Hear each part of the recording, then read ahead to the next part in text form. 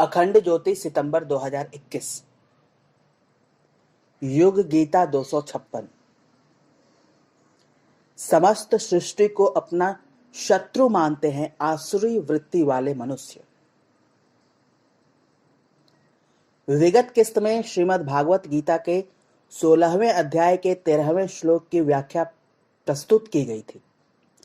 इस श्लोक में श्री भगवान कहते हैं कि आसुरी वृत्ति वाले लोग ऐसा सोचा करते हैं कि इतनी वस्तुएं तो मैंने आज प्राप्त कर ली हैं और अब इस मनोरथ को भी मैं पूर्ण कर लूंगा।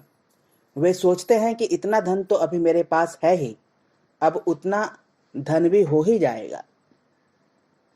गंभीर दृष्टि से देखें तो श्री भगवान इन सारे वचनों के माध्यम से एक ही इशारा कर रहे हैं कि आसुरी व्यक्ति के बंधन का क्या कारण है और दैवी संपदा से युक्त व्यक्ति की मुक्ति किस आधार पर होती है। उनके अनुसार आसुरी स्वभाव वाले मनुष्यों के बंधन का कारण यह है कि वे एक निरर्थक दौड़ में अपने जीवन को उलझाकर बैठ जाते हैं और वह दौड़ है संपत्ति के संग्रह की, संचय की। यह वह दौड़ है जो व्यक्ति को उलझाती ही जाती है। जिसके भी मन में ज्यादा से ज्यादा संपत्ति को पाने का लोभ भर जाता है, उसे फिर अतुलनीय संपदा भी कम ही नजर आती है। लोभी को, लालची को, असंतोषी को ज्यादा से ज्यादा धन भी कम ही लगता है, क्योंकि उसके मन में किसी भी कारण से संतोष नहीं आता। इसके विपरीत संतोषी व्यक्ति को सदा यह लगेगा कि जो भी मेरे पास है वह भी ज्यादा ही है, यदि वह भी चला जाए तो कोई हर्ज नहीं। संतोषी सब कुछ खोकर भी खुश रह सकता है और लोभी सब कुछ पाकर के भी दुखी होने का कारण ढूंढने लगता है। आसुरी वृत्ति वाले लोग इसी तरह की दौड़ में उलझकर रह जाते हैं।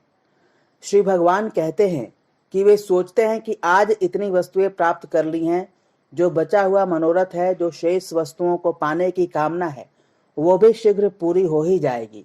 उन्हें लगता है कि आज हमारे पास इतना धन है, कल उतना हो जाएगा। सच तो यह है कि वो कल फिर कभी आता नहीं है। श्री भगवान कहते हैं कि जो अपने को जितना चीजों से जोड़ेगा उतने गहरे बंधन में गिरेगा, और जो अपने को जितना ज्यादा इस प्रवृत्ति से तोड़ेगा वह उतना ही मुक्त होगा। इसके बाद श्री भगवान कहते हैं कि असौ मया हतः शत्रुर्निस्ये चापरानपि ईश्वरोऽहं भोगी सिद्धोऽहं बलवान सुखी। अर्थात आसुरी वृत्ति वाले मनुष्य कहते हैं कि वह शत्रु तो हमारे द्वारा मारा गया और उन दूसरे शत्रुओं को भी हम मार डालेंगे। हम ईश्वर के समान सर्वसमर्थ हैं, हम भोगों को भोगने वाले हैं, हम सिंह हैं, हम बड़े बलवान और सुखी हैं। जिस व्यक्ति की वृत्ति आसुरी है वो इसी प्रकार का चिंतन करने में समर्थ है। इससे पूर्व के सूत्र में भगवान श्री कृष्ण यह बता ही चुके हैं कि ऐसे स्वभाव वाले मनुष्य कामी व क्रोधी होते हैं। ईश्वर में व प्रकृति के कर्मफल विधान में उनका तनिक भी विश्वास नहीं होता। स्वाभाविक है कि ऐसे व्यक्तियों में दो विश्वास बिना किसी विशेष प्रयत्न के पनप जाते हैं। एक तो वे स्वयं को ही ईश्वर समझने लग जाते हैं, जैसे हिरण्यकशिपु स्वयं को ही नारायण समझने लगा था और उसे भगवान विष्णु का नाम सुनते ही ईर्ष्या एवं द्वेष होता था। दूसरा, ऐसे व्यक्ति के या तो शत्रु अनेक हो जाते हैं अथवा उन्हें हर व्यक्ति ही उनका शत्रु लगने लगता है, क्योंकि वे सभी उनकी कामनाओं के मध्य विरोधी की तरह से आकर खड़े हो जाते हैं। इसलिए वे अहंकार से उन्मत्त होकर स्वयं को सर्वसमर्थ, सिद्ध, बलवान और सुखी समझते हैं, जबकि सत्य इससे विपरीत होता है।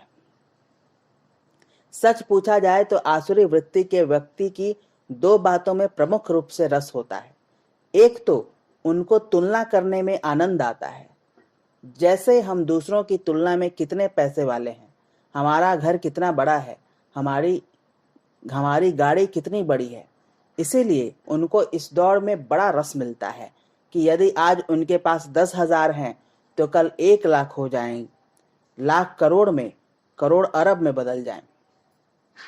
उनको ये सारी संपदा कम लगती है क्योंकि वे निरंतर अपनी संपदा की तुलना किसी अन्य से करते हुए जी रहे हैं। इसलिए जो भी उनको मिल जाए वो कम ही रहने वाला है। दूसरी जो महत्वपूर्ण बात इस सूत्र में श्री भगवान कहते हैं वो यह कहते हैं कि वे अपने को सुखी समझते हैं, अर्थात सुखी होते नहीं हैं पर समझते हैं। ऐसा इसलिए कि वे तो अपना सुख कल जो मिलेगा उसमें समझे बैठे हैं। जो उन्हें आज मिला हुआ है उसमें उनका विशेष रस नहीं है। उनको रस तो उसको पाने में है जो आज उनके पास नहीं है अथवा किसी अन्य के पास है। जब तक वे उसे पा न लें तब तक वे आनंदित नहीं हो सकेंगे। इसीलिए वे निरंतर पाने की दौड़ में लगे रहते हैं और कभी भी सही अर्थों में सुखी नहीं हो पाते। वे यह सोचकर ही जीवन जीते चले जाते हैं कि कल जब मेरे पास ये होगा तब मैं आनंद उठाऊंगा। इसीलिए उनको सुख की प्रतीति होती है पर उनको सुख मिलता नहीं है। श्री भगवान इसके साथ ही ऐसा कहते हैं कि ऐसे वृत्ति वाला मनुष्य सदा ही सोचता रहता है कि वह शत्रु मेरे द्वारा मारा गया और दूसरे शत्रुओं को भी मैं मार ही डालूंगा। ऐसा इसलिए क्योंकि आसुरी वृत्ति वाले मनुष्य दूसरों को नष्ट करने की बड़ी तीव्र लालसा होती है, क्योंकि उसे सभी अपने प्रतिस्पर्धी, सभी अपने दुश्मन नजर आते हैं। इसीलिए दुर्योधन अपने भाइयों को मारने निकल पड़ता है। रावण को विभीषण से ही बैर हो जाता है। चंगेज खां संतों को मारने चल पड़ता है। मोहम्मद गौरी को धर्मानुयायियों से शत्रुता नजर आती है और औरंगजेब अपने पिता को ही मरवाता ही है। वह साथ ही अपने भाई की चमड़ी उधेड़वाने में भी उसे कष्ट का एहसास नहीं होता, क्योंकि उसको अपना सुख दूसरों को पीड़ा देकर ही मिलता नजर आता है। इसके विपरीत दैवी संपदा वाला व्यक्ति दूसरों की प्रसन्नता के लिए स्वयं को कष्ट देने में भी संकोच नहीं करता। यही कारण है कि यदि हम परम पूज्य गुरुदेव जैसे व्यक्तियों के पास बैठे, उनके पास बैठे जिनके जीवन में दैवी संपदा विद्यमान है, तो ऐसा लगता है कि मानो एक नवजीवन मिल गया हो।